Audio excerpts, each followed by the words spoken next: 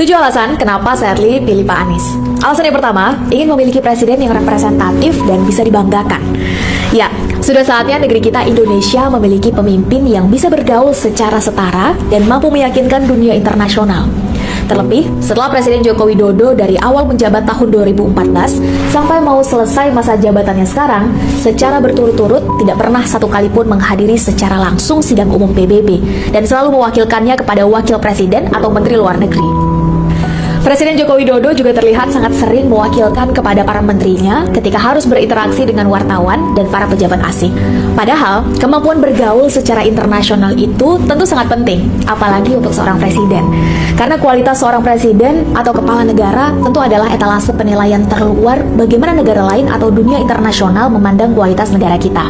Dan harus diakui, Pak Anies sangat cocok untuk kriteria itu. Beliau lulus S2 dan S3 di Amerika, pernah berkarir di sana, cakap dalam bergaul, sudah diakui kontribusinya secara internasional sedari lama, sangat mengandalkan kemampuan berdiplomasi dan tidak mengedepankan sikap emosional serta baperan. Artinya, andai beliau terpilih menjadi seorang presiden, maka beliau bisa genuine mewakili dirinya sendiri, bisa berdialog dan menulis naskahnya sendiri, bisa memperjuangkan ide, kepentingan, serta argumentasinya sendiri tanpa perlu dibatasi dengan hadirnya penerjemah. Dan itu semua tentu akan jadi nilai tambah luar biasa bagi negeri kita. Sehingga outputnya negeri kita tidak akan terisolasi, melainkan justru membuka lebih banyak lagi peluang yang baik dan menguntungkan. Alasan yang kedua, butuh perubahan dan rindu keadilan. Ya, sebagaimana yang kita ketahui teman-teman, kebebasan berpendapat dan kehidupan berdemokrasi di negeri kita ini semakin lama semakin menurun. Hukum kita rasakan semakin sering tebang pilih, harga-harga semakin naik, pajak semakin mencekik, ketimpangan semakin menjadi-jadi, utang negara dan bunganya semakin melambung tinggi, dan lain-lain. Hingga cita-cita berbangsa kita, yaitu mewujudkan Indonesia yang adil dan makmur, untuk semua itu seolah semakin jauh dari jangkauan. Sehingga karenanya, perubahan dan keadilan jelas menjadi sesuatu yang amat sangat kita butuhkan dan tidak bisa ditunda-tunda lagi. Dan dari 3 paslon yang ada, Sari menganggap yang paling layak untuk dititipkan amanah guna mewujudkan perubahan dan keadilan, itu paslon nomor 1 lah pilihan terbaiknya. Alasan yang ketiga, jelas track recordnya dan bukan pemimpin karbitan. Ya, Pak Anies ini adalah sosok yang terang benderang rekam jejaknya. Dokumentasi terkait kehidupan masa kecil, siapa kawan sekolahnya, di mana bersekolahnya, dan lain-lain bisa dengan mudah kita cari. Kita juga tidak perlu berdebat terkait di mana kuliahnya, asli atau tidak ijazahnya, apa gelarnya, dan lain-lain. Dokumentasinya bisa kita cek sendiri. Ya, beliau sewaktu SMA sudah terpilih menjadi ketua kepengurusan ketua OSIS seluruh Indonesia, meraih beasiswa pertukaran pelajar ke Amerika Serikat.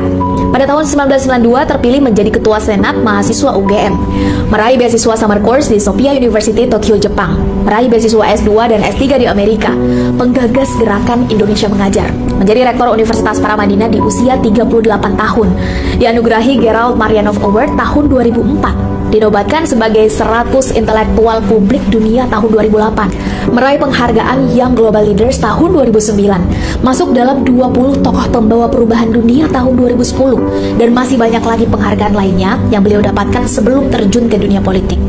Setelah masuk ke dunia politik, tentu lebih jelas lagi berbagai prestasinya, seperti berhasil mengangkat peringkat Kemendikbud yang dipimpinnya, berhasil membongkar data kelebihan pembayaran, dan menyelamatkan uang negara sebesar 23 triliun yang sudah terlanjur dianggarkan APBN. Walaupun justru anehnya setelah itu beliau di-framing sedemikian rupa dan diberhentikan dari jabatannya. Demikian juga ketika beliau menjadi Gubernur DKI Jakarta, di mana beliau sukses menghadiahkan Jakarta 5 peringkat WTP secara beruntun dari BPK. Padahal WTP ini tidak pernah sekalipun diraih 3 gubernur sebelumnya, yaitu Pak Jokowi, Pak Ahok, dan Pak Jarot. Beliau juga sukses menghadirkan JIS dan Formula E yang sebelumnya selalu diejek, diperolok, dan dianggap tidak akan berhasil. Ya, selama 5 tahun memimpin Jakarta, Pak Anies dan Provinsi DKI Jakarta memang jadi langganan meraih prestasi dan penghargaan. Itu membuktikan bahwa beliau pemimpin yang jelas track recordnya dan bukan pemimpin karbitan. Alasan yang keempat, Pak Anies tidak otoriter, biasa dengan perbedaan dan keragaman. Ya, Pak Anies punya rekam jejak terdidik sedari kecil. Ibunya seorang profesor dan guru besar, kakeknya adalah seorang diplomat, sekaligus pahlawan kemerdekaan, yang punya jasa besar dalam proses diakuinya negara Indonesia secara de jure oleh dunia internasional. Pendidikan karakter yang didapat dari internal keluarganya dan pendidikan serta pengalaman organisasinya itulah yang turut mewarnai karakter Pak Anies, sehingga menjadi pribadi yang tidak otoriter dan biasa dengan perbedaan serta keragaman. Sehingga tidak aneh ketika beliau memimpin DKI Jakarta, beliau banyak dipuji dan diapresiasi oleh banyak pihak, bukan hanya oleh golongan mayoritas, tapi juga yang dianggap minoritas selama ini. Alasan yang kelima, punya sikap, punya nyali, dan punya pendirian yang jelas. Ya, punya nyali itu tentu tidak harus selalu ditunjukkan dengan cara berteriak-teriak, wajah yang galak, atau kata-kata yang kasar, dan Pak Anies membuktikan itu. Beliau menunjukkan itu ketika menutup tempat hiburan Alexis, ketika menghadapi para oligarki terkait reklamasi, termasuk tetap berani dengan prinsipnya ketika berhadapan dengan intervensi Pak Luhut, sang menteri sekaligus purnawirawan jenderal yang biasanya ditakuti itu. Tentu tidak semua pemimpin bisa dan berani melakukannya. Namun Pak Anies sudah berhasil membuktikan bahwa beliau bisa dan punya nyali untuk itu. Alasan yang keenam, Pak Anies bukan sosok tak tersentuh, beliau hidup biasa dan membaur seperti kita. Kalau kita lihat berbagai dokumentasi, Pak Anies itu rumahnya ternyata masuk gang yang hanya cukup satu mobil, terbiasa hadir dalam acara tetangganya dan berinteraksi dengan mereka. Pak Anies juga ternyata mendidik anak-anaknya untuk bisa melakukan hal yang sama. Padahal, sebagai seorang mantan rektor, mantan menteri, mantan gubernur, dan calon presiden, mungkin bisa saja beliau pindah tempat tinggal ke tempat yang lebih dalam segalanya. Namun beliau tidak melakukan itu, dan itu tentu layak kita apresiasi. Ya, sudah saatnya kita punya sosok pemimpin yang tidak segan untuk bisa biasa dan membaur seperti kita. Bukan hanya pemimpin pencitraan ketika punya kebutuhan, tapi justru menghilang ketika dibutuhkan. Semua hal tadi adalah pilihan sikap yang arif dan layak kita semua contoh. Sehingga apabila beliau bisa terpilih dalam Pilpres kali ini, maka itu tentu akan jadi pelajaran amat sangat baik bagi kita semua. Pelajaran bahwa ternyata semua orang bisa naik ke kursi tertinggi kekuasaan, tanpa harus nepotisme, tanpa harus melanggar aturan, tanpa harus dibantu paman, tanpa harus dikampanyekan presiden, bahkan tanpa harus jadi mantu atau anak presiden terlebih dahulu. Alasan yang ketujuh, tepat sesuai kriteria pemimpin yang negeri kita butuhkan sekarang.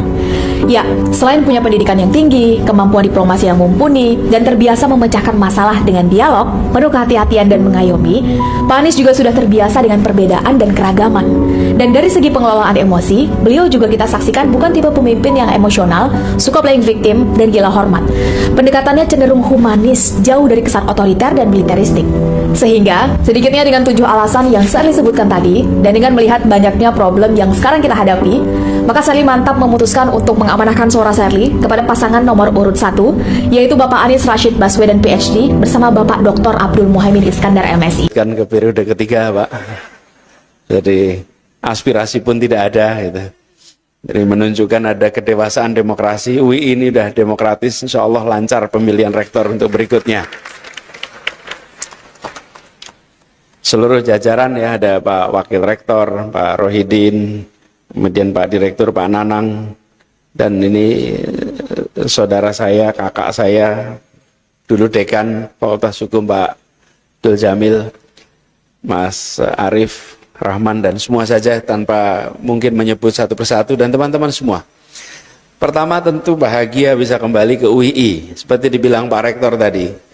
Halo teman, jumpa bersama saya di Politik Dangi ya. Ini menarik sekali teman.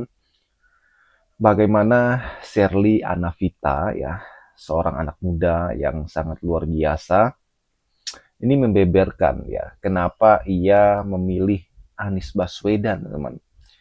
Dan ini sangat keren ya, bagaimana ia memaparkan satu persatu alasan ia memilih Anies Baswedan. Menurut saya ini masuk akal, teman-teman. Sebab Anies itu betul-betul seorang pemimpin yang sangat luar biasa ya. Seorang pemimpin yang sangat betul-betul membela rakyat ya. Bagaimana gebrakan hebatnya, bagaimana prestasinya, bagaimana taktiknya, bahkan rekam jejaknya itu sangat luar biasa. Jadi nggak heran kalau Sherly Anavita kemudian membeberkan bahwa Anies Baswedan itu adalah tokoh yang sangat hebat ya di masa depan ya sebagai pemimpin. Dan mungkin kemarin Pilpres 2024 ya Anies kalah teman-teman. Tapi banyak sekali kesempatan bagi Anies ke depan ya. 2029, 2034 dan sebagainya. Saya yakin bahwa tidak ada yang mustahil lah. Kalau Anies betul-betul bekerja keras ya kan. Apalagi kalau kita lihat waktu di Jakarta, bagaimana Anies Baswedan kemudian menjadi tokoh yang eh, bekerja keras ya untuk masyarakat Jakarta, teman-teman, membangun JIS, membangun rumah susun untuk masyarakat dan sebagainya. Seorang pemimpin yang betul-betul bekerja di tengah tekanan pada saat itu ya. Waktu Anies di Jakarta, teman-teman, oposisi itu nggak main-main ya. Itu keras sekali. Ya.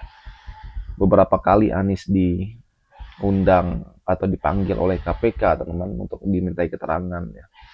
Dan Anies betul-betul tidak pernah tersentuh, teman-teman. Karena apa? Bukan karena backingan, bukan karena ada orang dalam, tapi melainkan karena memang Anies tidak terbukti. Anies adalah orang yang sangat cerdas, sangat bersih ya. Makanya saya katakan bahwa Anies ini sebenarnya adalah sosok pemimpin yang sangat bersih, dan gak heran kalau 2029 Anies masih menjadi idola baru ya untuk 2029. Kita berdoa lah ya bagaimana supaya Anies Baswedan bisa maju di Pilpres 2024, mewarnai kontestasi Pilpres ya, pesta demokrasi yang sangat kita tunggu-tunggu setiap 5 tahun, teman-teman. Bagaimana menurut kalian? Kita diskusi di kolom komentar ya. Sampai jumpa lagi, teman-teman. Salam.